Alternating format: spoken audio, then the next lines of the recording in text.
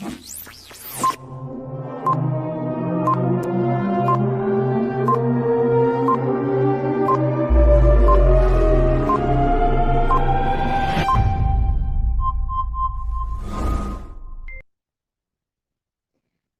boa noite a todos.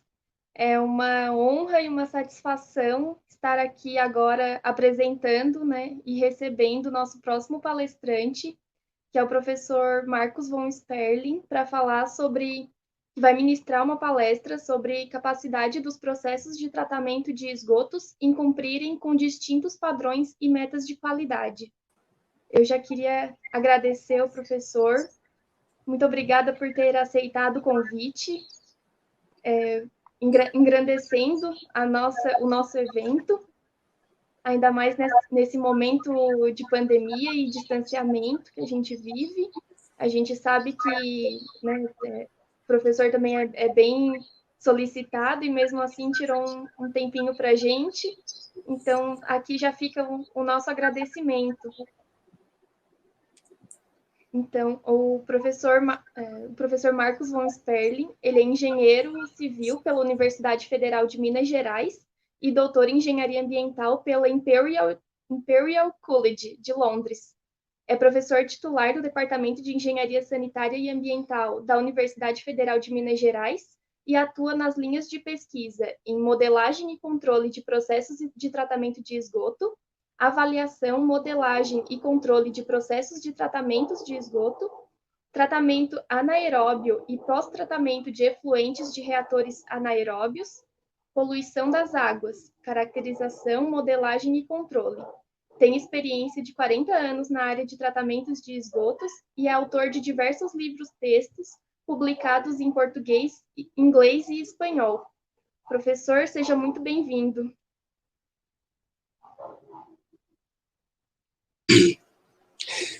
Então, tá ótimo. Samantha, muito obrigado pela introdução, pela apresentação.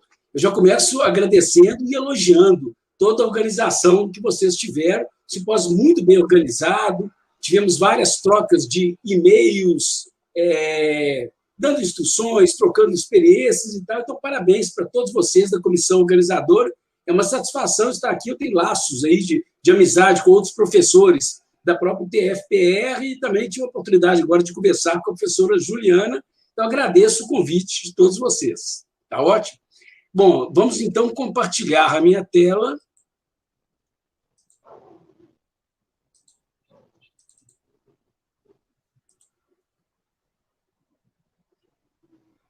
Aí eu vou pedir para você, Samantha, você dar o toque se está tudo certinho. Aliás, se não tiver, você me dá um toque aí, você fala, abre o microfone, se vocês não estiverem enxergando o compartilhamento. Tá ok? Porque na minha tela... A gente já vê o seu slide na tela, o senhor está na tela também, e agora fique à vontade, eu vou me retirar da tela para o senhor ministrar a palestra. Então, Perfeito. Pessoal, boa palestra a todos. As perguntas vocês podem deixar nos comentários, que no final a gente vai ter um bate-papo aqui respondendo as perguntas do pessoal de casa. Muito obrigada, professor.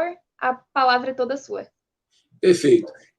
Obrigado novamente. Então, uma satisfação estar aqui. Essa é uma época que está tendo muitos eventos online, né? Eu estou no meu mês paranaense. Das últimas 5 palestras, incluindo essa, 4 foram aí do estado do Paraná. Tá ok? Então, é impressionante. Aí, com instituições diferentes, outros campos da UTFPR, da UFPR e de outras instituições. Então, muito legal, me senti muito bem acolhido em todos esses momentos. Ao discutir sobre o tema que nós cobriríamos nessa apresentação, não era muito fácil, porque nesse simpósio nós temos pessoas de formações diferentes, da área de biologia, da área de química, da área de sanitária e ambiental, e o simpósio foi aberto também para fora, temos participantes, né, de outras instituições, de outros estados, então eu agradeço também a presença de todos eles. Aí nós vamos discutir sobre um tema que eu acredito que quem já tem as noções de tratamento de esgotos ou poluição das águas consiga acompanhar, mas eu não vou, assim, nessa 1 hora de apresentação, não tenho condições de aprofundar em nada, eu vou seguindo aí no nível mais ou menos médio, E claro que na hora dos debates, se alguém tiver alguma colocação mais aprofundada ou menos aprofundada, algum tópico que não ficou muito claro, a gente tem a oportunidade de esclarecer. Então, o nosso tema é capacidade ou capacitação dos processos de tratamento de esgotos. Aqui nós vamos abordar esgotos sanitários, esgotos domésticos, né? No cumprimento de distintas metas de qualidade, mais especificamente no cumprimento aos nossos padrões, principalmente padrão do corpo d'água receptor. Essa vai ser uma discussão importante nossa. Então, qual foi a linha que a gente pensou nessa apresentação?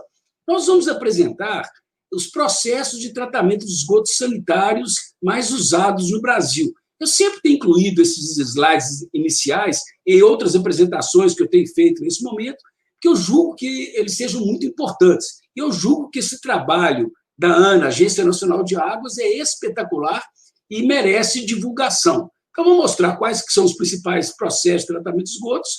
Depois nós vamos ver quais que são as condições necessárias em termos de tratamento de esgotos, ou seja, eficiências de remoção, e também de diluição proporcionada pelo corpo d'água, que são necessárias para atendimento da nossa legislação ambiental, do Conselho Nacional de Meio Ambiente, para corpos d'água enquadrados na classe 2. Então, a gente vai discutir sobre isso. Então, essa é uma análise até mais, um pouco de análise, uma matemática simplificada e interpretação da capacidade dos processos. Aí nós vamos mais especificamente. Então, nós apontamos a necessidade de eficiências de remoção.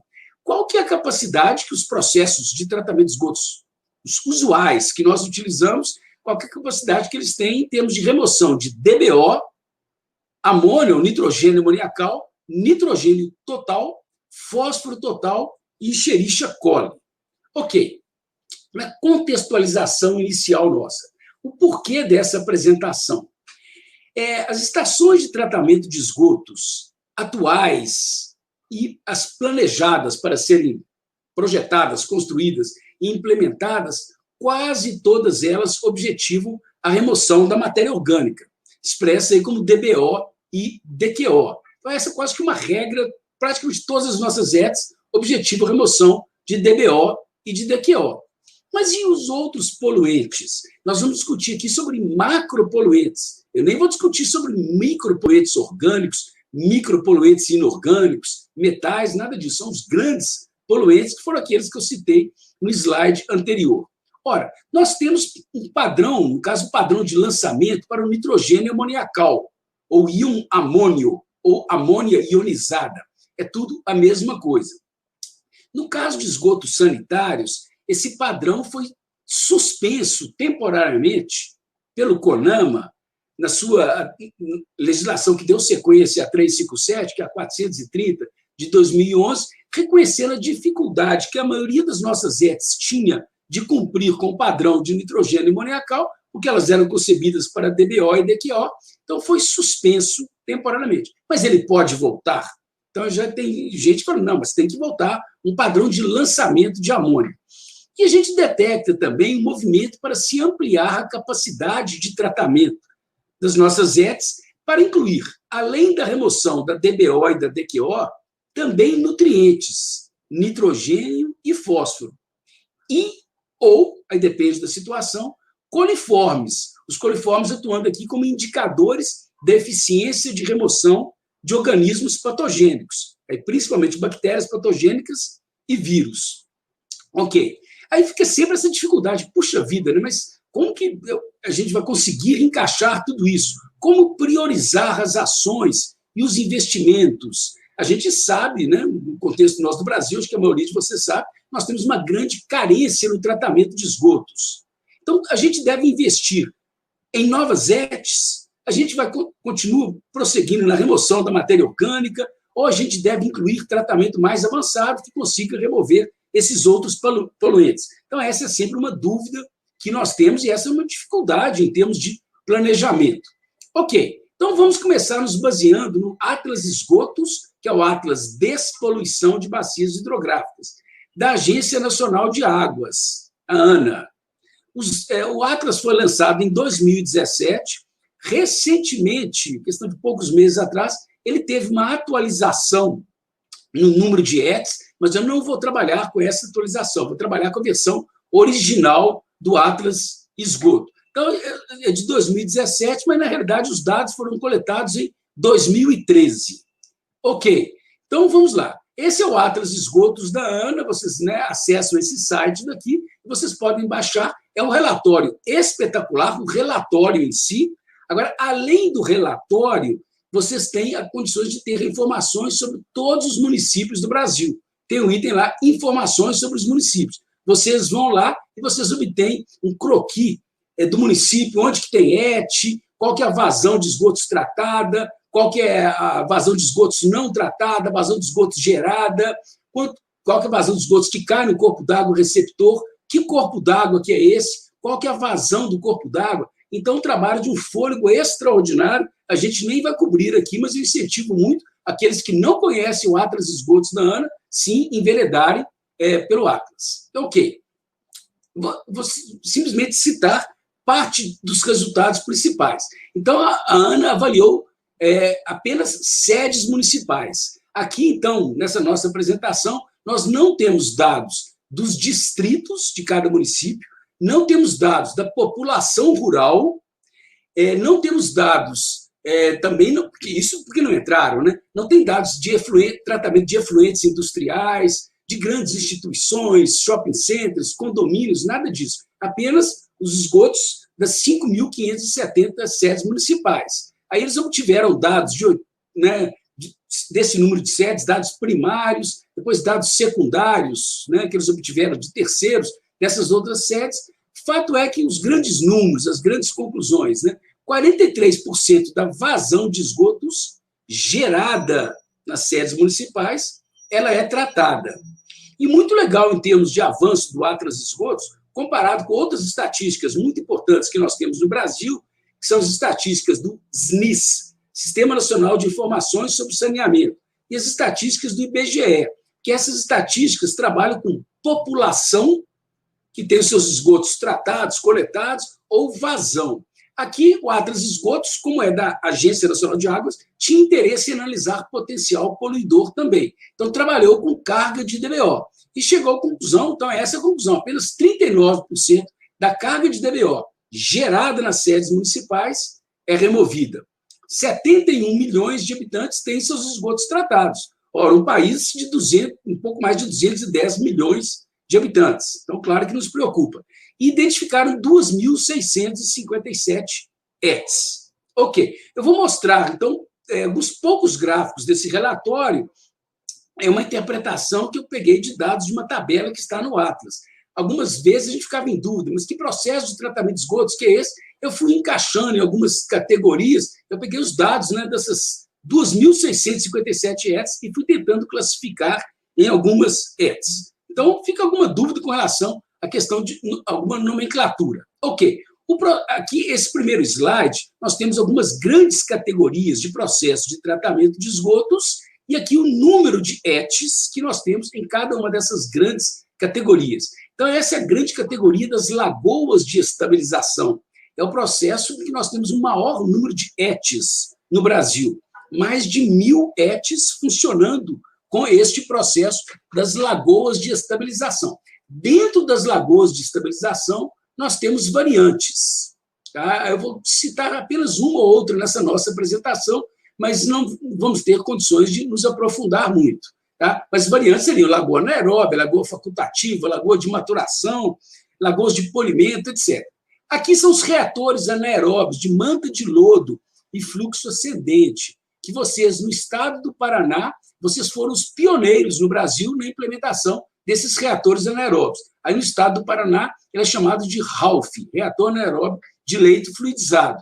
E no meio acadêmico, temos utilizado a sigla internacional, o ASB, retratando, então, a tradução literal seria reatores anaeróbios de manto de lodo e fluxo ascendente.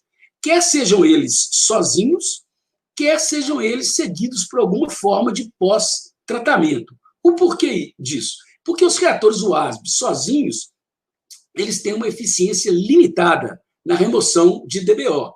Nós vamos ter a oportunidade de ver isso. Então, normalmente, eles precisam de uma etapa de melhoria da qualidade do efluente, que seria a etapa do pós-tratamento. Então, aqui o ASB mais pós. Dentro do pós, nós temos vários processos de tratamento de esgotos. Então, vocês veem que é um processo bastante importante dos reatores anaeróbios. Se nós empilharmos essas duas colunas aqui, de fato, a gente vai ter até mais do que o de Lagoas de estabilização. Nós temos lodos ativados, vocês têm uma rede grande de lodos ativados aí em Curitiba, temos nas capitais do país, né, várias outras ETs por lodos ativados e outros processos. Ora, essas mesmas categorias, se nós apresentarmos em termos de população, a população que tem os seus esgotos tratados por cada uma dessas grandes categorias, Lagoas de estabilização estava em primeiro lugar, continua importante, mas perdeu o primeiro lugar.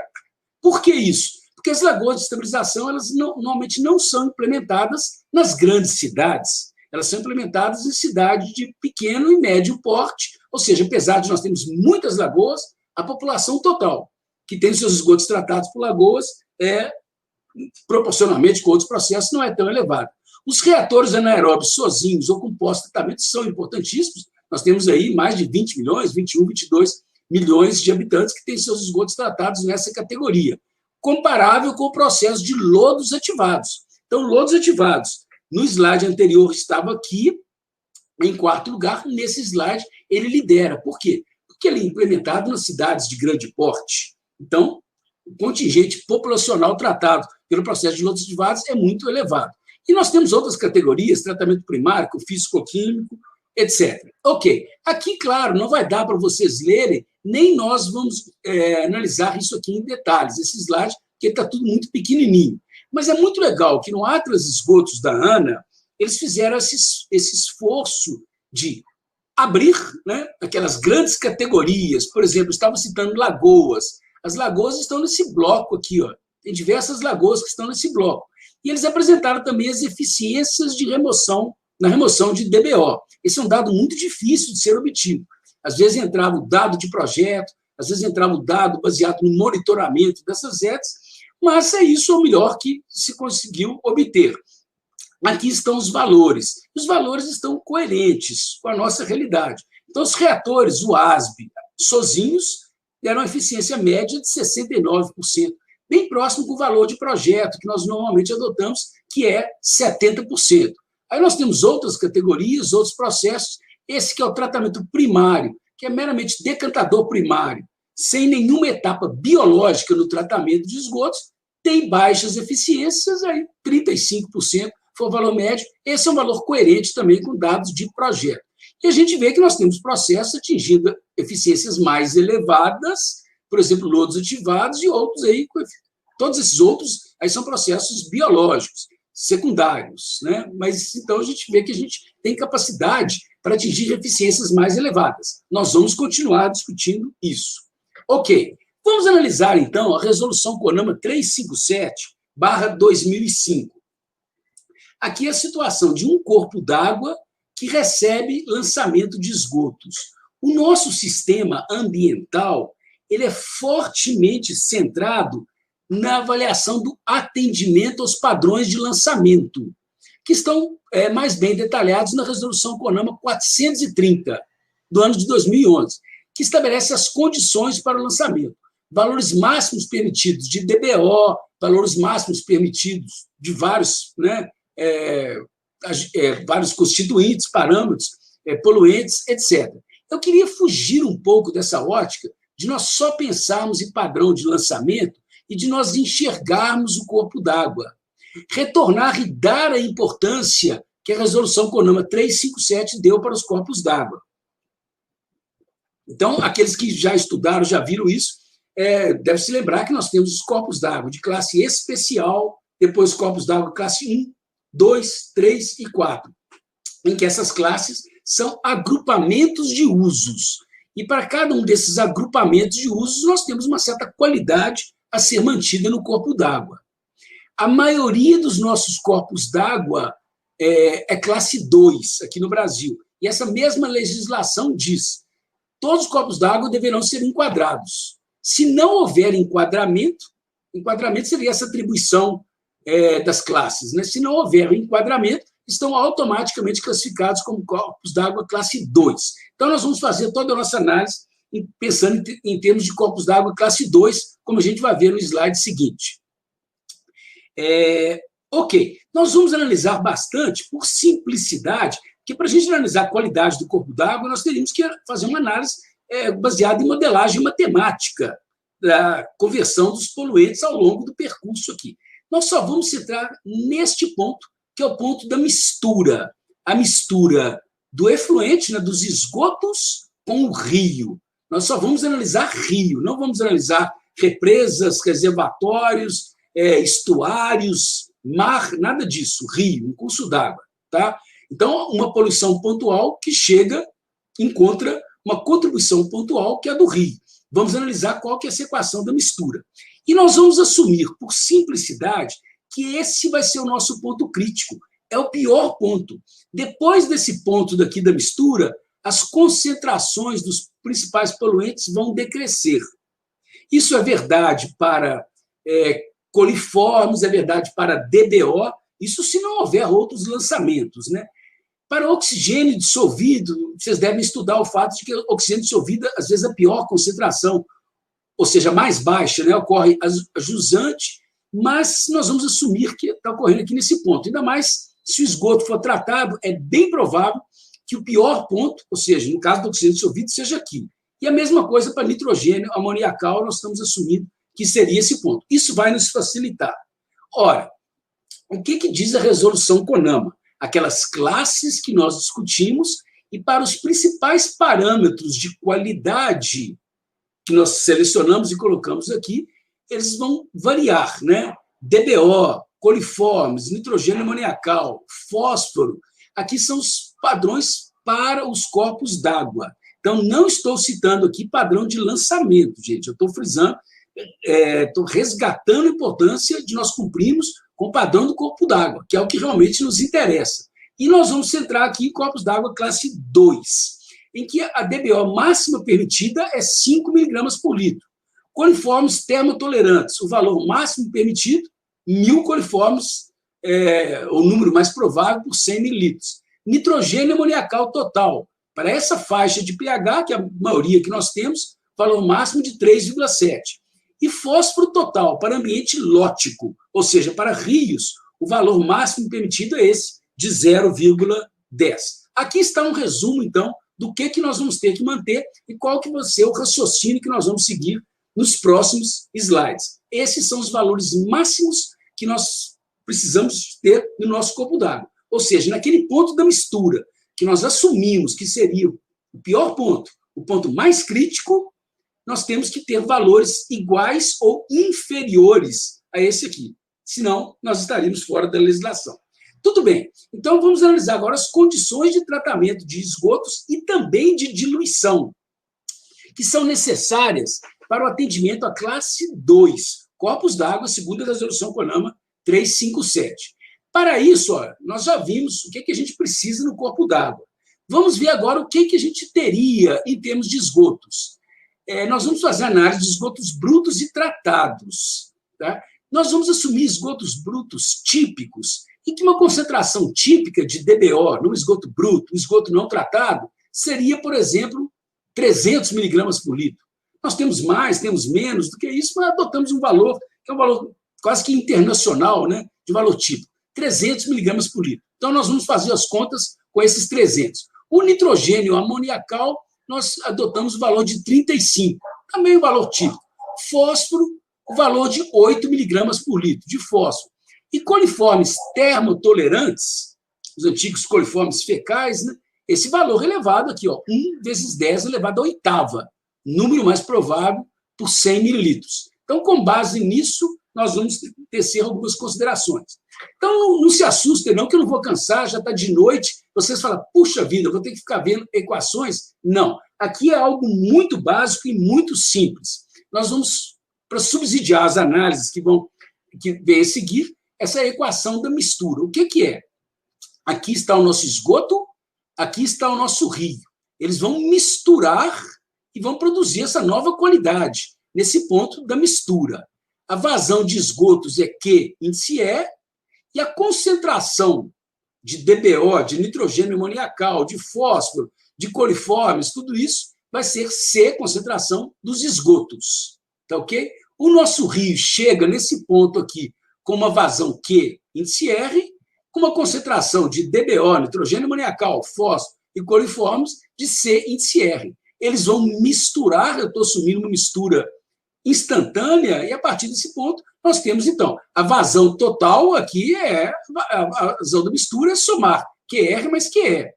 E a concentração na mistura, qual que vai ser a nossa análise? Bom, a concentração na mistura, ela é uma média ponderada da vazão do rio vezes a concentração no rio, mais a vazão de esgotos vezes a concentração dos esgotos, dividido pela vazão total. Okay? Quando a gente multiplica vazão por concentração, nós obtemos o conceito de carga. Ele é muito importante. O potencial poluidor que nós temos de um esgoto, de um efluente industrial, do que seja, está sempre associado à carga. O produto da vazão vezes a concentração. Então, essa é a média ponderada. Então, o exercício que nós vamos fazer é o seguinte, olha, se nós quisermos cumprir com a legislação, neste ponto aqui, a concentração da mistura tem que ser igual ao valor do padrão. Né? No máximo igual. Se puder ser menor ainda, melhor, mas no máximo igual. Aí a gente vai fazer o seguinte cálculo. Então, tá, vou fixar esse valor aqui como se fosse o valor do padrão, esses valores aqui, DBO, 5 miligramas por litro. Aí coloco DBO, 5 miligramas por litro aqui. Todos os outros dados a gente vai ter, e nós vamos ter qual que seria a concentração dos esgotos necessária. Ok? Concentração do lançamento necessária. Em decorrência, nós vamos discutir sobre as eficiências de remoção necessárias, considerando aquele esgoto típico que eu mostrei para vocês no slide anterior. Nós não vamos fazer contas para distintas vazões do rio e vazões de esgotos. Nós vamos trabalhar com o conceito da razão de diluição. O que é isso? Eu vou dividir a vazão do rio pela vazão de esgotos. Quantas vezes que a vazão do rio vai ser maior do que a vazão de esgotos? Ou seja, qual que é a capacidade de diluição que esse rio nos traz? Aí nós vamos ter vários diagramas. A princípio, eles vão ser um pouquinho complicados de entender. Eu mesmo, quando fico algum tempo sem ver esses gráficos, eu falo, puxa, deixa eu lembrar como é que eles funcionam. Eu só vou dar um toque inicial, nós não vamos nos debruçar muito, eu só quero ressaltar distintos graus de dificuldade ou de facilidade em nós cumprirmos com os padrões. Aqui nós temos eficiência de remoção. Esse primeiro gráfico aqui é DBO. Nós queremos cumprir, né, naquele ponto da mistura que a DBO seja menor ou igual, especificamente nesse caso, igual a 5 miligramas por litro. Ok. Aqui nós trabalhamos com razão de diluição, a vazão do rio dividido pela vazão de esgotos. Ora, o impacto naquele ponto da mistura vai depender do rio. Se ele já chega limpo, seria essa condição. Olha, se ele tiver 0 de DBO, isso é uma consideração teórica, né? Dificilmente o rio vai chegar com 0 de DBO. Ou se ele tiver 1 miligrama por litro de DBO, 2 miligramas, 3 miligramas, 4 miligramas, ou se ele já chegar com 5 miligramas por litro, ou seja, o rio já chega com concentração igual à do padrão. Qualquer carga poluidora a mais que entrar, se o esgoto tiver uma DBO superior a essa, vai descobrir com o padrão. Tá? Então, a gente tem esse espectro aqui. O que nós estamos enxergando? Então, olha, se eu tiver, por exemplo, uma razão de diluição de 50 vezes, a vazão do rio é 50 vezes a vazão do esgoto, e se o nosso rio tiver uma DBO de 2 miligramas por litro, eu venho aqui no 2, ora, precisaria de uma eficiência de remoção de cerca de 50%. Estou com folga. Se eu tiver razões de diluição mais elevadas ainda, 80%, eu precisaria de uma eficiência de 20%. O que está em branco aqui é o seguinte, é uma eficiência que a gente nem pratica no tratamento de esgotos. No tratamento de esgotos, a gente começa com eficiências, o tratamento secundário de esgotos, com eficiências mínimas de 60% e vão daí para cima. Isso em termos de DBO. A faixa típica de eficiências no tratamento secundário é essa que está aqui em rosa. Agora vamos chegar aqui, olha, nós temos uma baixa capacidade de diluição. Aquele rio urbano que cruza a cidade, recebe lançamento de esgotos da cidade. Muitas vezes a capacidade de diluição dele é bem pequena. Vamos supor que fosse 5 para 1. Eu subi aqui, ora, aquele mesmo exemplo nós vamos precisar de uma eficiência de 90 e poucos, 90% de eficiência de remoção de DBO.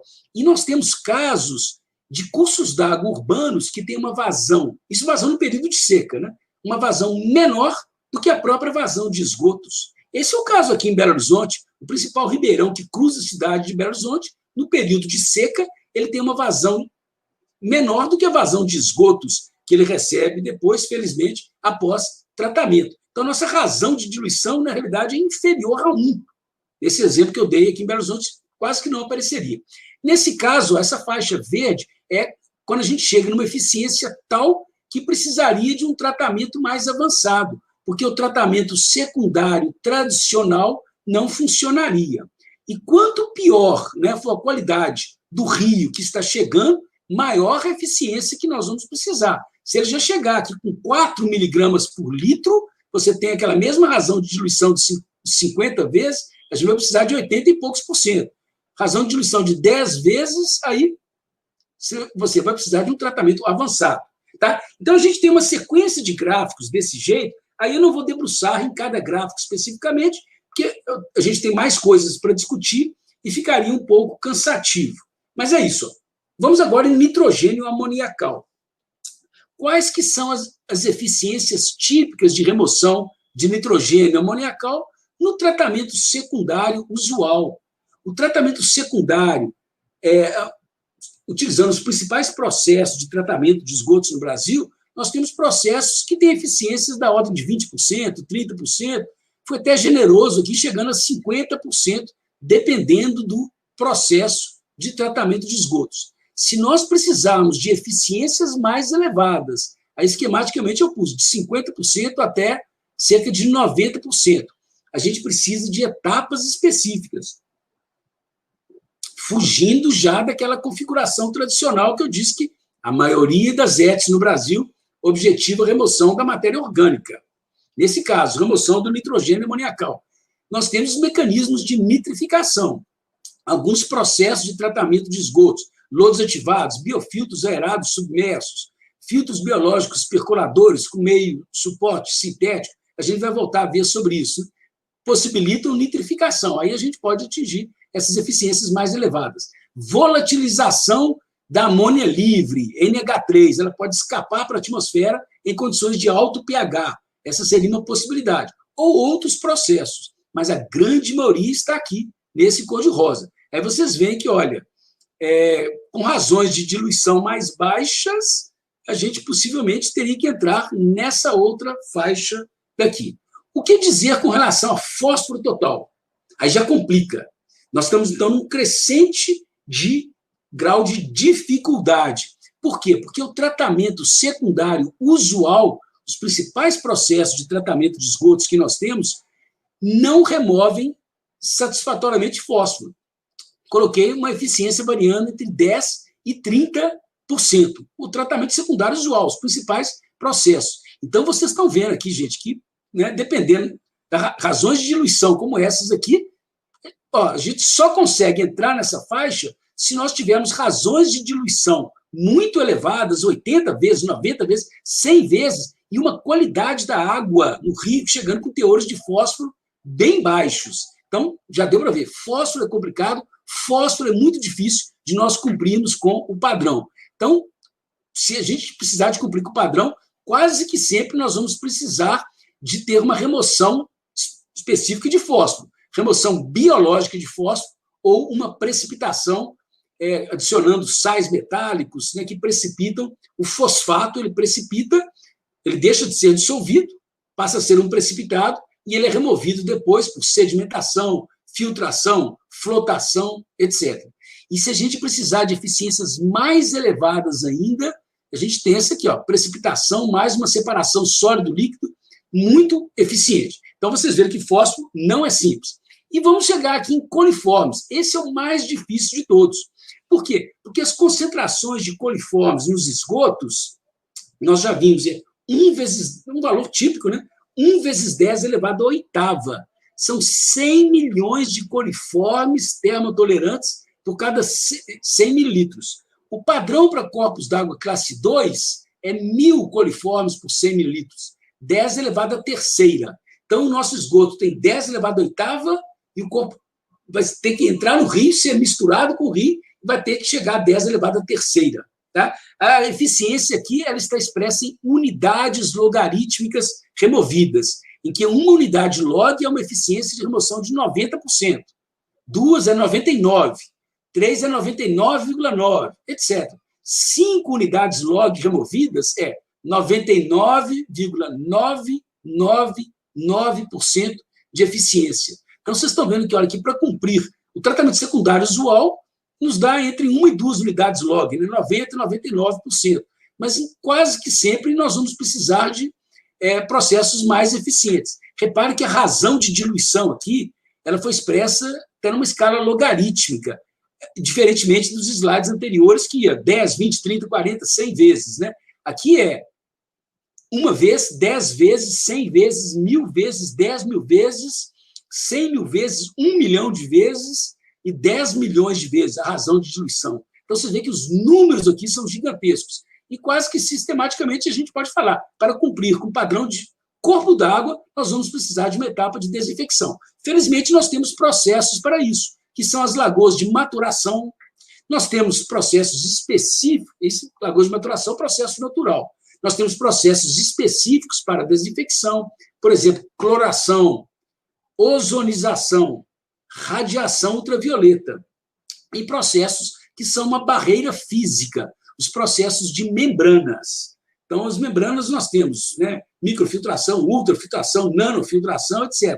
Elas são barreiras físicas. As bactérias patogênicas, e no caso aqui os indicadores dos coliformes, não passam por essas membranas. Então, são eficientes. Tá? Então, é uma análise que eu sei que não é tão fácil assim de vocês digerirem. Eu só queria mostrar que, matematicamente falando, né, mostrar o grau de dificuldade que nós temos e as faixas de eficiência que a gente pode esperar no tratamento secundário e em um tratamento avançado, que incorpore etapas posteriores. Ok. Então, tendo visto isso, quais que são as eficiências de remoção esperadas para os principais processos utilizados no Brasil? Aqui eu não estou pegando aqueles dados da Ana, não, eu ampliei um pouquinho. Então, é uma interpretação pessoal minha, claro, com base em dados de monitoramento de diversos processos. Já trabalhamos muito com dados de monitoramento de ETS, aqueles dados da Ana, a literatura nacional, internacional. Então, eu juntei tudo no mesmo bojo. Aí, mais gráficos para nós interpretarmos. Os gráficos seguintes, esses agora são mais simples, esses gráficos, a interpretação é direta. As barras que aparecerem em amarelo são as barras de nós temos apenas reator UASB. Verde, se for um sistema natural de tratamento de esgotos, lagoas de estabilização, rampas de escoamento superficial, sistemas alagados construídos ou wetlands, que vocês têm aí no estado do Paraná. Em azul, então, o sistema natural são sistemas extensivos. Eles gastam muita área, mas eles são mais simples, porque eles não têm nenhum equipamento eletromecânico importante. Então, são totalmente naturais. Aqui já são processos intensivos, mais compactos, então, com muito aporte tecnológico, possivelmente com equipamentos, ou com muito concreto, tudo isso, tá? Para que o sistema seja mais compacto. E aqui, se a gente tiver complementações específicas. Tá bom, então vamos ver lá. As eficiências de remoção de DBO. Aqui eu coloquei alguns processos que são bastante utilizados. Eu não vou analisar, neste momento, processo por processo. Eu quero enxergar o macro desse nosso gráfico. Aqui estão as eficiências de remoção de DBO variando de 0 a 100%. Eu fixei esse critério, que eu considero que seria, para as nossas condições, aqui no Brasil, uma alta eficiência se ela for superior a 85%. Isso na Europa e América do Norte pode não funcionar. Eles podem falar, não, para mim a alta eficiência é se for acima de 90%, acima de 95%. Eu acho que para a nossa realidade, se for acima de 85%, poderemos considerar que seria uma alta eficiência de remoção de DBO. Intermediária, se estiver entre 70% e 85%. E baixa eficiência, se for inferior a 70%. Felizmente, ó, isso aqui está em branco, isso aqui seria eficiência esperada. Nós podemos ter algumas ETs que têm eficiências mais baixas do que essa, é verdade. Mas esperada é aquela, ó, esse processo daqui, se ele for bem projetado e a ET for bem operada, o que a gente esperaria? Eficiências dentro dessa faixa. Então, aqui é a faixa típica dos reatores UASB, já comentamos. Todos os demais processos estão aqui nessa faixa, ou intermediária ou alta. Nós temos alguns processos que dão eficiências mais elevadas e temos outros que dão eficiências intermediárias. Então, cabe a nós, em cada situação, escolhermos, né, dentre outros fatores, é esse fator da eficiência que a gente escolhe o processo mais adequado. E outra coisa que eu queria chamar a atenção é que não há muita diferença em termos do bloco, né, dos processos intensivos, ou seja, os processos compactos, e dos processos extensivos ou naturais. Eles vão dar mais ou menos as mesmas faixas de eficiência. Com relação ao nitrogênio amoniacal, aí a faixa de eficiências que eu coloquei, ó, se for eficiência acima de 70%, eu estou considerando alta. Intermediária entre 35% e 70%. E baixa, abaixo disso. Por que isso? Porque eu já citei, é difícil remover nitrogênio amoniacal na maioria dos processos de tratamento de esgotos. Então, eu consideraria que a gente estaria até satisfeito se tivesse eficiências acima de 70%. Aí a gente já começa a abrir essas barras que nós temos aqui. Vários processos conduzem a baixas eficiências. Tá? Por quê? Porque eles não têm nenhuma rota importante, quer seja uma rota microbiológica ou uma etapa de conversão que conduza à remoção de nitrogênio amoniacal. Outros têm eficiências intermediárias e são muito poucos aqueles que conduzem a altas eficiências. São aqueles que possibilitam a nitrificação. Processos compactos aqui, e nós temos processos naturais que permitem também a nitrificação e a remoção do nitrogênio amoniacal. Ok. E se for nitrogênio total? Uma coisa é remover amônia. Já é uma grande coisa. A amônia é um poluente importante das águas, então a gente remover o nitrogênio amoniacal dos esgotos é muito importante. Mas essa rota que eu citei da nitrificação, ela remove o nitrogênio amoniacal, mas converte o nitrogênio amoniacal a nitrato. Então, o nitrogênio total está lá. Se a nossa preocupação é eutrofização, as algas associadas, né, a processos de eutrofização, com crescimento excessivo de algas, elas podem utilizar nitrogênio amoniacal e nitrogênio na forma de nitrato. Então, olha, se a nossa preocupação é eutrofização, nós temos que remover o nitrogênio total. Não basta converter nitrogênio amoniacal a nitrato, porque o nitrogênio está lá ainda, na forma de nitrato. Remoção de nitrogênio total, vocês veem, olha, puxa vida, processos com alta eficiência, menos ainda, pouquíssimos, apenas se a gente incorporar, por exemplo, lodos ativados com essa etapa de remoção biológica de nutrientes. Isso é algo muito específico. Tá? Uma eficiência intermediária, a gente consegue aqui, se tiver processos naturais, se envolver lagoas de maturação. Fósforo total é tão complicado quanto o nitrogênio total, ou mais, quer dizer, quase mais ainda. A maioria dos processos dá uma baixa eficiência, mas nós temos um alívio. Pelo menos o seguinte, um alívio que a gente não tem para o nitrogênio. No caso do fósforo, olha, os processos biológicos não funcionaram bem, tudo bem, eu posso adicionar um produto químico, que seria aqui, olha, a precipitação química. Eu adiciono um cloreto férrico, sulfato de alumínio, por exemplo, e ele vai precipitar o fósforo. Então, se a etapa biológica ela é insuficiente, eu posso ter uma etapa físico-química que vai nos ajudar, aí a gente pode alcançar altas eficiências de remoção de fósforo. Pelo menos tem esse consolo. E Escherichia coli, indicando, então, remoção, um indicador de remoção de bactérias patogênicas e, de certa forma, também de vírus. Aqui, ó, a maioria dos processos, assim, os processos intensivos, mais compactos, normalmente têm baixas eficiências. Aqui nós estamos reportando daquele jeito, do outro gráfico, tá, gente? Eficiências em termos de unidades logarítmicas. 1, 2, 3, 4. Lembrando, 90%, 99%. Aqui 4 é 99,99%. E assim por diante. Os processos compactos, o tempo de detenção hidráulica e as condições ambientais, elas são insuficientes para nós termos uma boa remoção de coliformes. Já os processos naturais, o líquido fica retido mais tempo, o esgoto, né, fica retido mais tempo, porque os sistemas naturais eles são maiores, muitas vezes as condições ambientais são mais desfavoráveis para os organismos patogênicos, radiação ultravioleta, radiação solar, né? Ultravioleta, ela é deletéria para bactérias patogênicas, o pH mais elevado, quando a gente tem fotossíntese em uma lagoa de maturação, também é prejudicial. Então, os sistemas naturais conduzem a eficiências mais elevadas. Nós podemos ter, dos processos naturais, se a gente tiver lagoas de maturação, elevadíssimas eficiências. Ou aqui, em qualquer processo, mas aí, principalmente nos compactos, se nós tivermos desinfecção, como eu citei, ou uma barreira, como as membranas. Então, ok. Agora, outra categoria de slides que eu vou mostrar. Quais que seriam as opções tecnológicas que nós temos se a gente desejar atingir elevadas eficiências de remoção no tratamento de esgotos? Então, elevadas é essas aqui, ó. Se a gente precisar de altas eficiências, né? Quais as opções que nós temos? Okay? Nós não vamos abordar aqui processos muito específicos ou processos emergentes. Eles estão se mostrando promissores. Aqui vamos apostar nossas fichas, mas eles ainda não estão consolidados em nosso meio. Nós vamos ficar aqui mais com feijão com arroz. Ok. Aqui, remoção de DBO. Essa aqui, ó, é o geral, eu não vou mostrar apenas altas eficiências.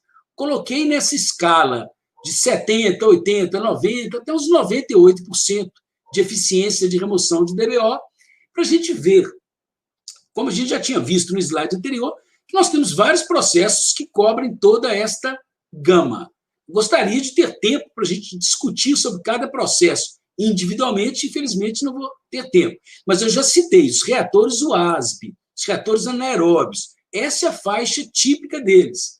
O sistema fossa-filtro, né? Então, tanque séptico seguido por filtro anaeróbio. Então, é muito utilizado para pequenas comunidades, mas a expectativa é que ele desse eficiências mais elevadas, mas, infelizmente, várias avaliações que já foram feitas têm mostrado que ele está nessa faixa de eficiência.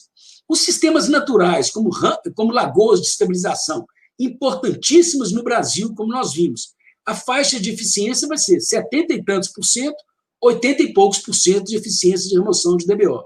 Não adianta a gente imaginar que vai ter mais do que isso. Essa eficiência inerente a este processo. Aqui são rampas de escoamento superficial, o esgoto é aplicado, escoa numa rampa em que nós temos capim implantado. Essa é a faixa de eficiência. Aqui seriam, representando esquematicamente, wetlands construídos, que é uma categoria que está crescendo muito no Brasil. Vocês têm, aí no estado do Paraná, várias unidades dessas. A rigor, nós temos um grupo de pessoas interessadas em wetlands, que se chama Grupo Wetlands Brasil. Pessoas interessadas, coordenadas.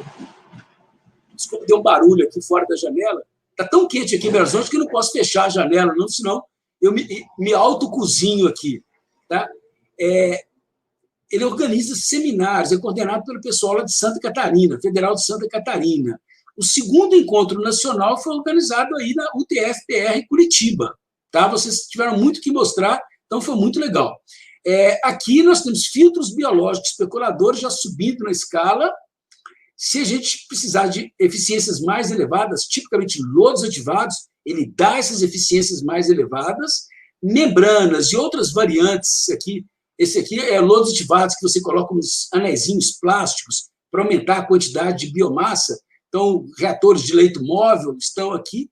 E aquela categoria macro, né, que é o ASB, seguido por diversas formas de pós-tratamento. Qualquer desses processos daqui que são usados para tratar esgoto bruto, eles podem ser utilizados para tratar um efluente anaeróbio. Então, aqui a gente está vendo filtros biológicos especuladores, lagoas de polimento, wetlands, lodos ativados, etc.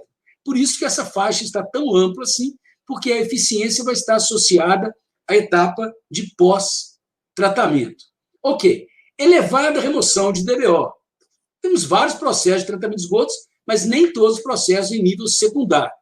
Vamos lá. Amônia, nós comentamos.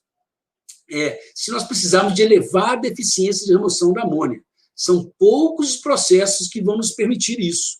Lodos ativados, se estiver funcionando direitinho, tipicamente, sim, a gente espera nitrificação total, né?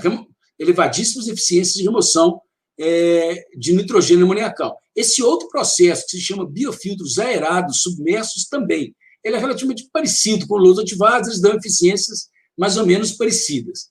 Um outro processo intensivo, mais compacto, os filtros biológicos percoladores. Vocês têm aí, no estado do Paraná, várias unidades como essas. Se for o meio de enchimento desses filtros for pedra, nós vamos ter apenas uma remoção parcial do nitrogênio amoniacal. Mas se for um meio sintético, com elevadíssima área superficial, a gente pode ter eficiências mais elevadas de nitrificação, ou seja, da remoção da amônia, conversão da amônia a nitrato. Dos processos naturais, wetlands verticais, de fluxo ou alimentação intermitente. A gente não vai ter tempo agora para cobrir esse processo. Permitem nitrificação e lagoas de maturação, por mecanismos diversos, também conduz a uma boa remoção de nitrogênio amoniacal. Se for nitrogênio total, olha que já começa, os processos já começam a sumir.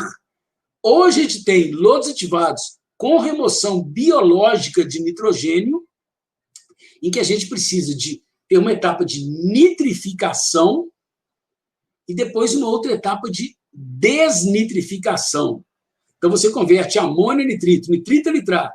Depois você converte o nitrato em nitrogênio gasoso, N2, que escapa para a atmosfera. Aqui é uma foto de uma das ETs lá no Distrito Federal. Tem algumas ETs que utilizam esse processo da remoção biológica de nutrientes. Ele é mais complexo, bem mais complexo do que os demais. Nós precisamos de ter aqui algumas câmaras sem oxigenação, tudo isso. E as lagoas de maturação, eu já comentei, elas removem nitrogênio amoniacal e removem também nitrogênio total.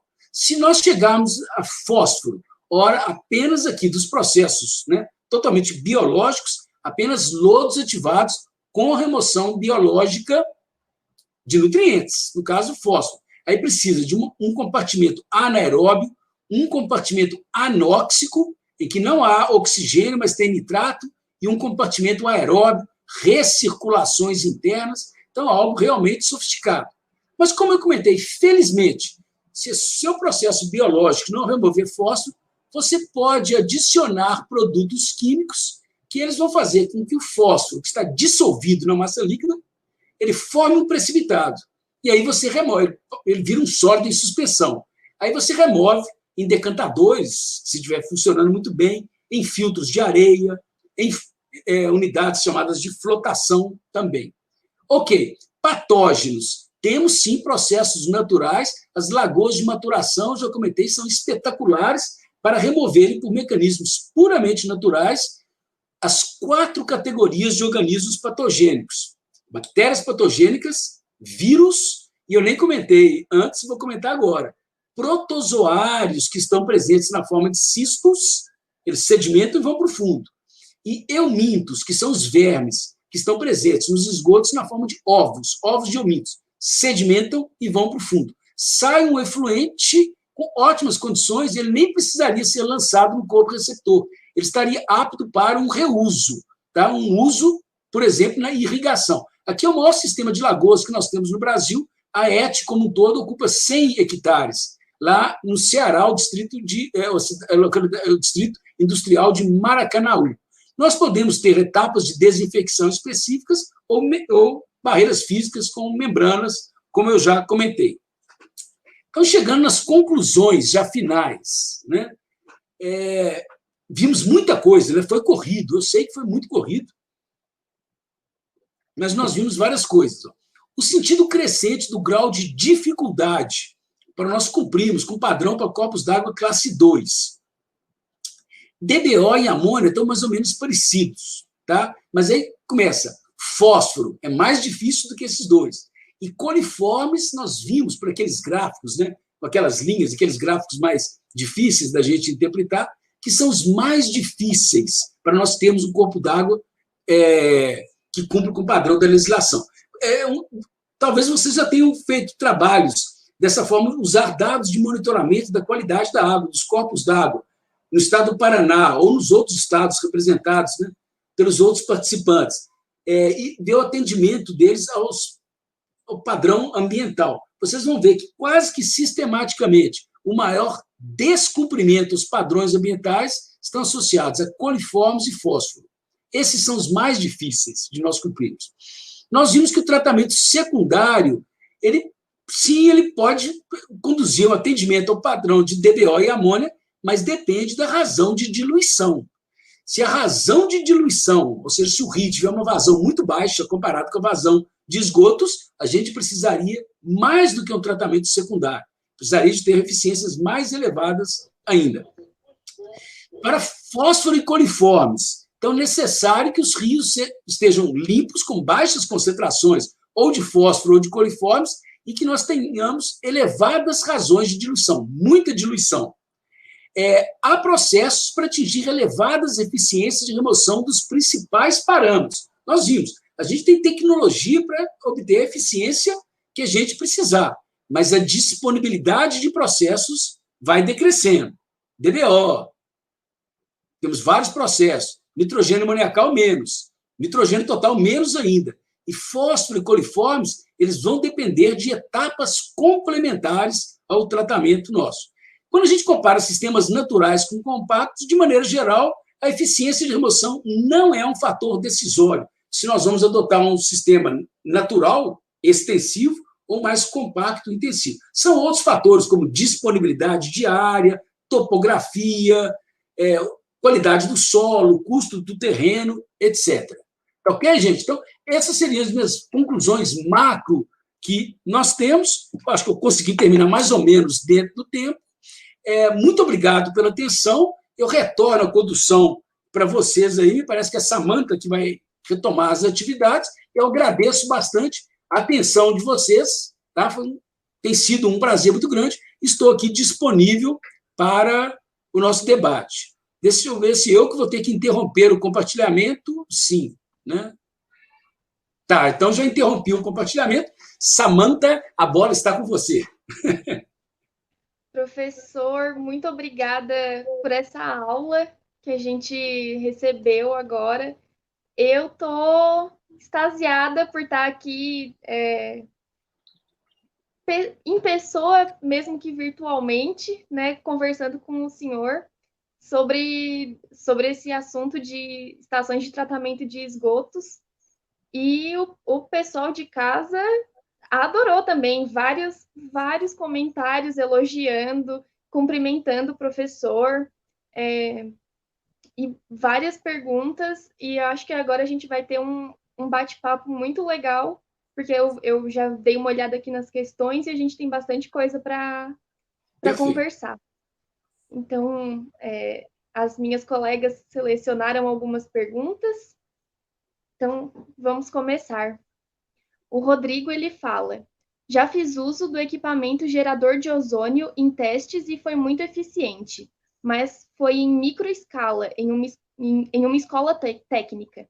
Há materiais que o professor recomenda sobre ozonização em esgoto? Ok, Rodrigo, obrigado. Olha, se a gente pensar em implementação em escala real, então uma ET em escala real, a gente vai ter que comprar o equipamento de fabricantes que fornecem o equipamento de ozônio, porque ele é relativamente complexo. Você já falou que você fez um equipamento para testes menor, mas ele vai ter que ter o gerador do ozônio, e são equipamentos complexos, tá? É uma operação mais complexa, muitos registros, controle aqui, tem o gasto energético, claro, mas acho que a maior preocupação que eu teria é essa questão mesmo do controle operacional. Eu só estive envolvido em um, que eu me lembro, assim, dos projetos que eu já atuei, dando consultoria, que foi para a cidade de São Luís do Maranhão, em que decidiu-se lá que o melhor processo para desinfecção seria por ozonização. Isso aqui no Brasil. Então, não tem sido tão utilizado assim no tratamento de esgotos sanitários. Mas, em outros países, sim, ele é um processo espetacular. Mas é caro e ele é muito sofisticado. Ok? Aí, eu lembro que nessa época, no São Luís, não tinha fabricantes nacionais, então foi equipamento importado. Na época, tiveram que importar um equipamento da Itália. Então, já começa a fragilizar, porque em termos de peças de reposição, já começa a ficar complicado aqui e ali.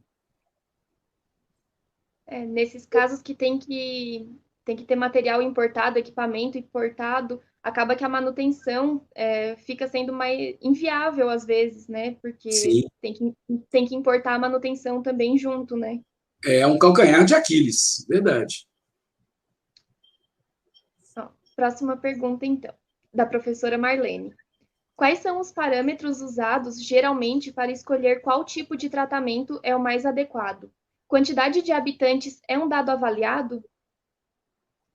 Ok, Marlene? Essa é uma pergunta fascinante, extremamente ampla e que eu gosto muito. Eu costumo até terminar apresentações, né, como essa parecida, sempre no meu último slide, quase sempre falo assim, ó, não há um melhor processo de tratamento de esgotos, tá? É porque tem pessoas que gostam muito de um processo, outras que gostam de outro e defendem esse outro processo com unhas e dentes, e a contrário, outros. Eu acho que é o seguinte, nós somos felizardos de ter essa ampla gama de processos de tratamento de esgotos disponíveis para nós. Então, cabe a nós o seguinte, fazer essa seleção da forma mais isenta possível e levando, claro, né, os critérios em análise. Ou seja, elaborar, fazer um bom relatório de concepção. Isso é algo que era parte integrante de projetos mais antigos que eram feitos, e hoje em dia, na pressa que todo mundo tem, estão saltando essa etapa de relatório de concepção. O que seria isso? Você estudar a comunidade que merece o tratamento de esgotos, estuda o corpo receptor, estuda demanda para reuso, o uso de esgotos tratados na agricultura ou não. Aí você procura áreas disponíveis, detecta uma área grande, mais afastada, uma área menor, mais próxima, analisa a topografia, eventualmente tem que pedir sondagem, você gasta um tempo nisso, estuda o corpo receptor, tudo isso, tá? Hoje em dia, essa etapa está sendo queimada. Já chega assim, ó, temos recurso aqui, conseguimos uma verba para isso, vamos já pegar, aí já abre uma concorrência, recebe oferta de vários processos e alguém decide para algum processo. Então, é uma pena que essa etapa tem sido queimada. Tá? Então, a gente leva em consideração, como você comentou, Marlene, a quantidade de habitantes. Então, normalmente, em cidades maiores, vai ser mais difícil a gente adotar processos naturais, porque eles demandam grandes áreas com topografia adequada, não é o caso aqui em Belo Horizonte. Belo Horizonte é uma cidade muito ondulada, muito montanhosa, tá? Com um bom solo, porque senão o preço vai lá em cima. Não é só porque é natural, porque vai ser barato, não. Ele pode ser caro. Então, sim, porte populacional, mas eu diria, então, como eu comentei, disponibilidade de área, o solo, presença de rochas, o custo do terreno. Uma das primeiras perguntas que a gente tem que fazer, o que eu quero fazer com o efluente? Eu vou lançar no corpo d'água? Qual que é a qualidade do corpo d'água? Né? Qual que é a classe, qualidade a ser mantida? Qual que é a classe do corpo d'água? Tem modelos matemáticos, né, para a gente fazer essas simulações. Tem perspectiva de reuso, um uso urbano do esgoto tratado, um uso agrícola. Eu mostrei aquelas lagoas no Ceará, puxa vida, né, no semiárido brasileiro, o solo ali pedindo líquido, nitrogênio e fósforo, tudo que o esgoto tem para ofertar.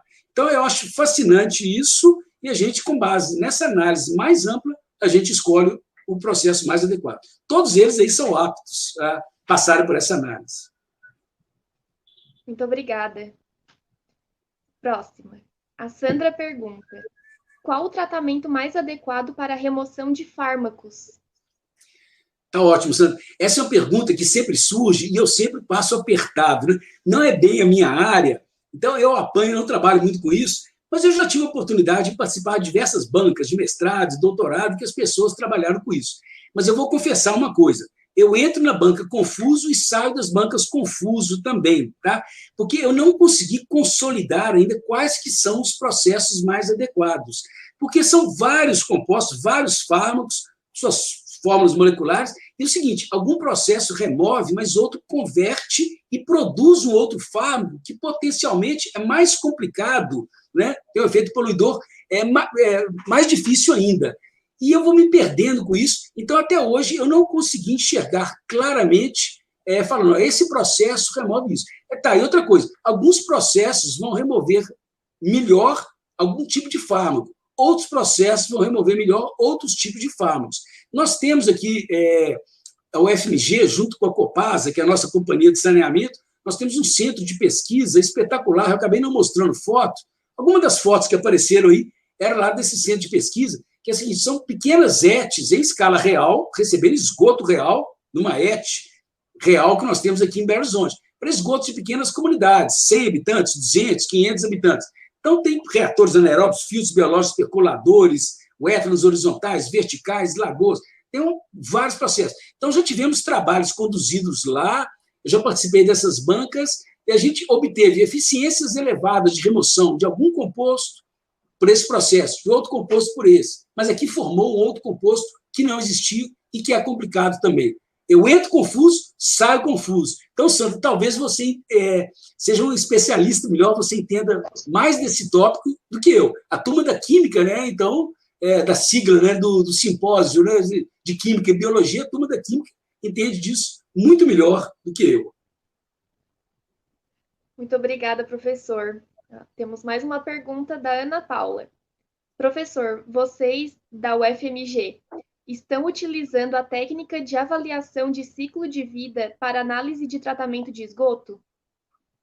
Sim, então, não eu particularmente, mas dentro da gente, colegas nossos, aí eu dou destaque para o colega, o Carlos Chenicharo, que é muito conhecido, alguns de vocês conhecem ou vão vir a conhecer, até de nome, porque ele é um dos grandes especialistas em tratamento anaeróbio de esgotos que nós temos no Brasil e internacionalmente. Tá?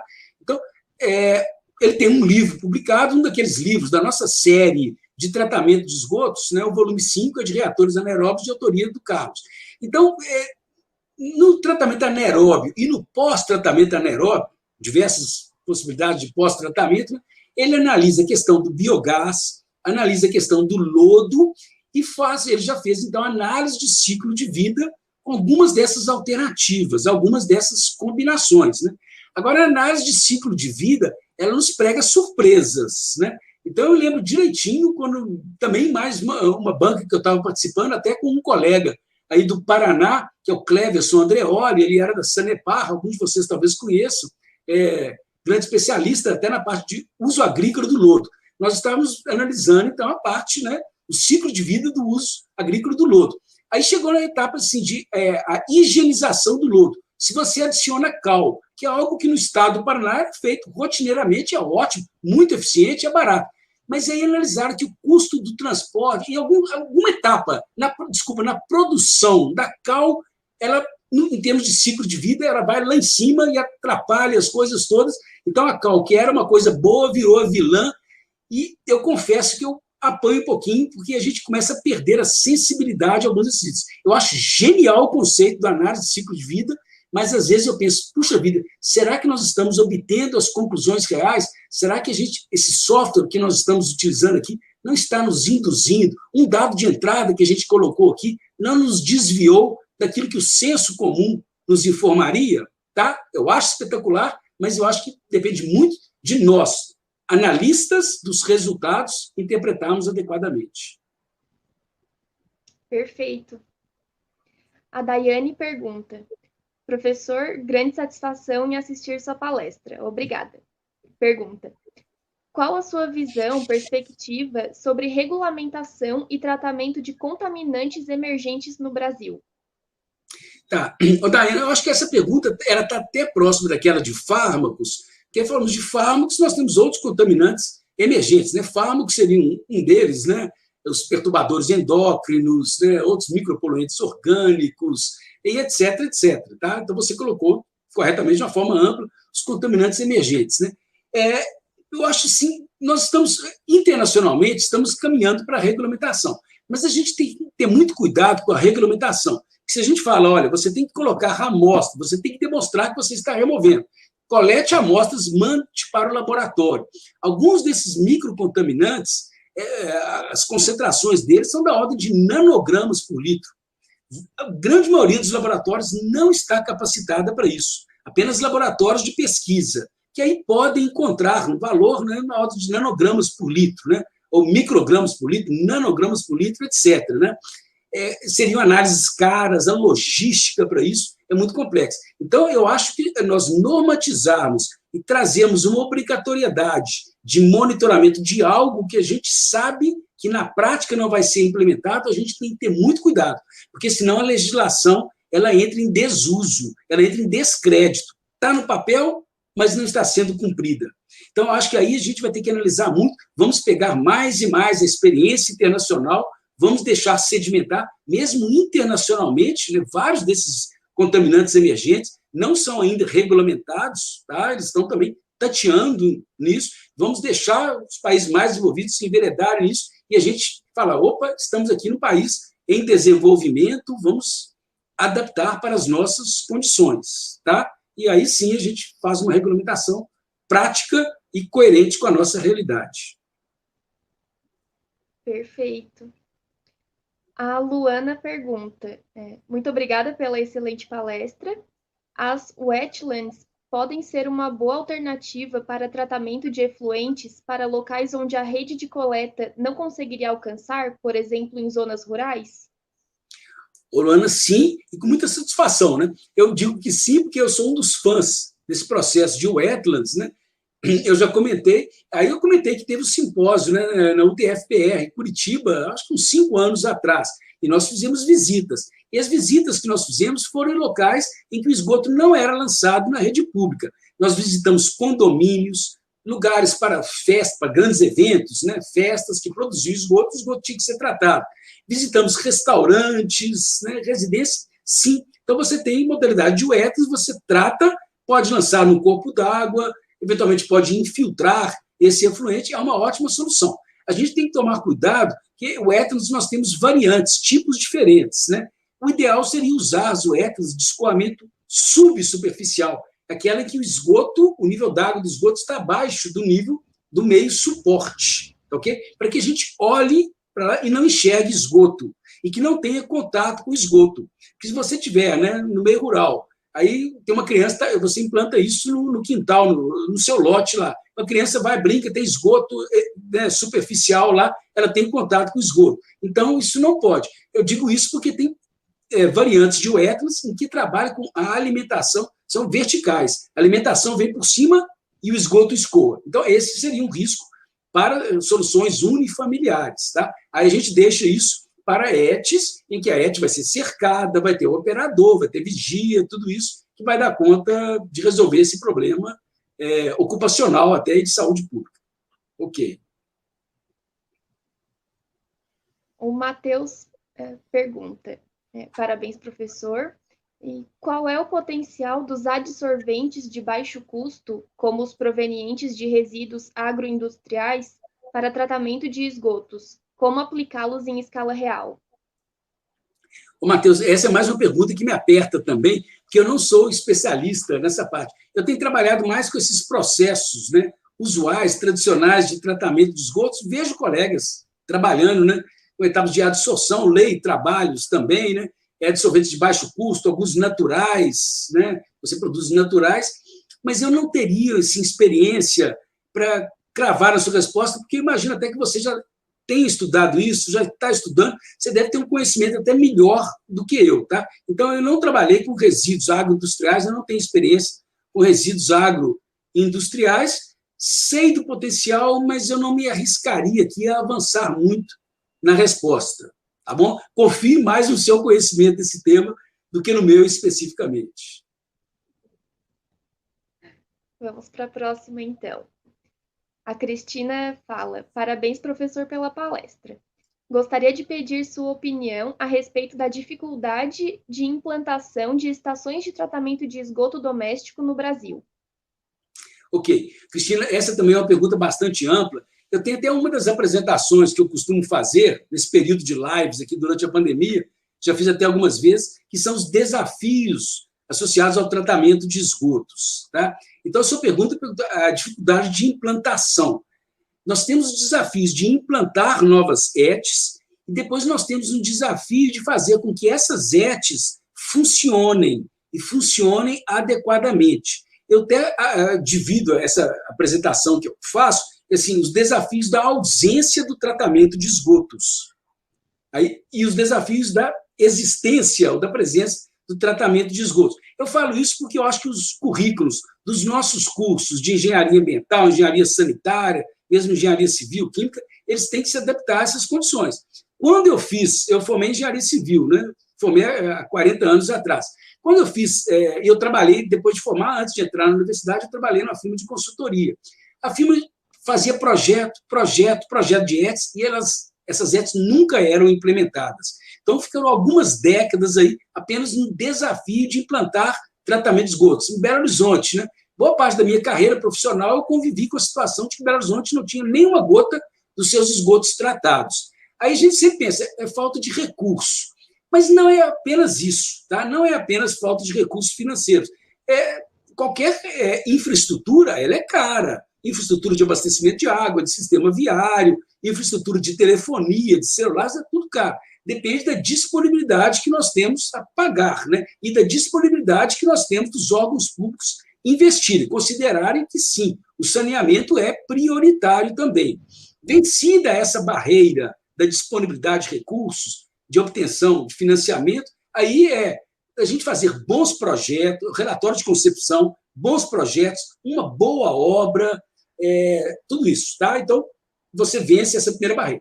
Depois, então os nossos estudantes desses cursos têm que saber fazer projeto e relatório de concepção. Depois vem a segunda etapa, as ETS estão implementadas. Como que a gente opera essas ETS? Como que a gente obtém o melhor possível delas? Os cuidados de operação e manutenção também. Como que a gente faz com que os esgotos cheguem às ETs? Às vezes você colocou a ET, mas estão faltando interceptores na rede coletora de esgotos e os esgotos não estão chegando à ET.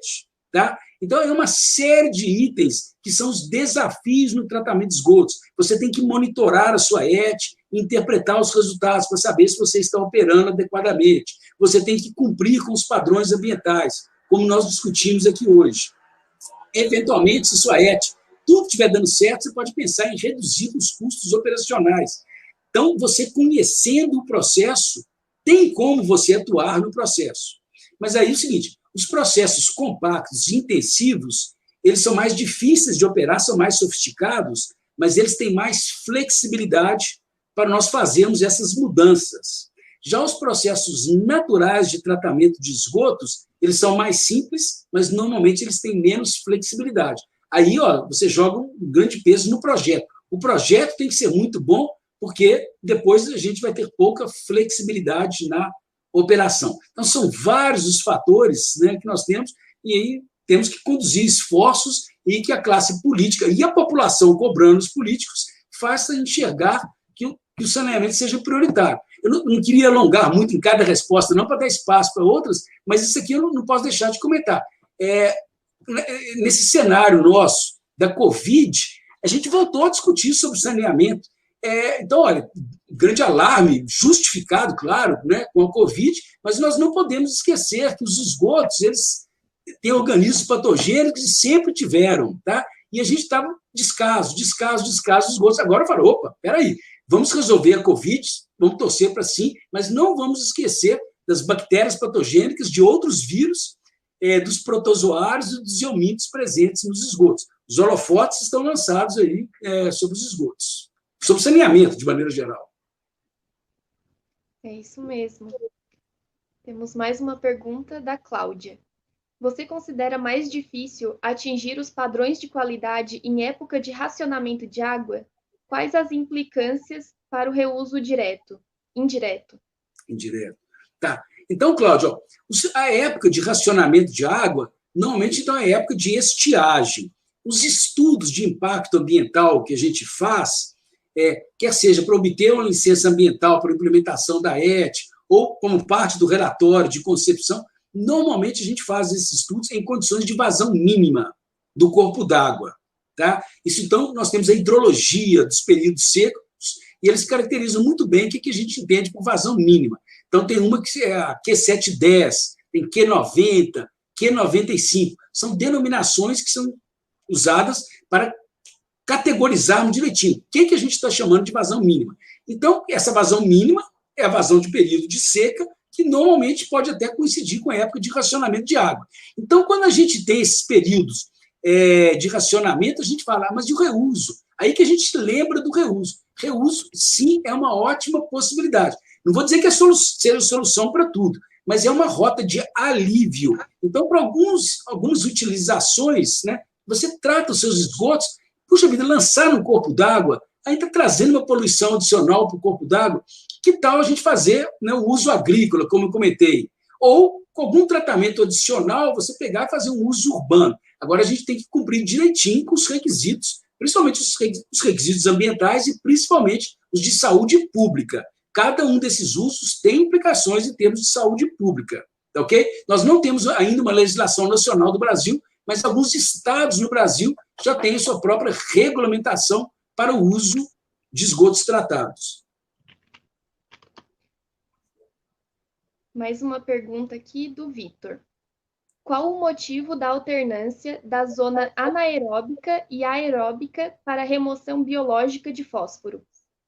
Tá bom, Vitor. Essa é uma pergunta bastante avançada. Eu não sei se os outros participantes vão conseguir entender, principalmente quem ainda não estudou o processo de lodos ativados. Mas eu diria o seguinte, olha, geralmente, a biomassa, as bactérias que fazem o tratamento de esgotos, a gente falou muito em DQO, matéria orgânica. Elas utilizam a matéria orgânica, fazem a respiração, convertem matéria orgânica em gás carbônico e água.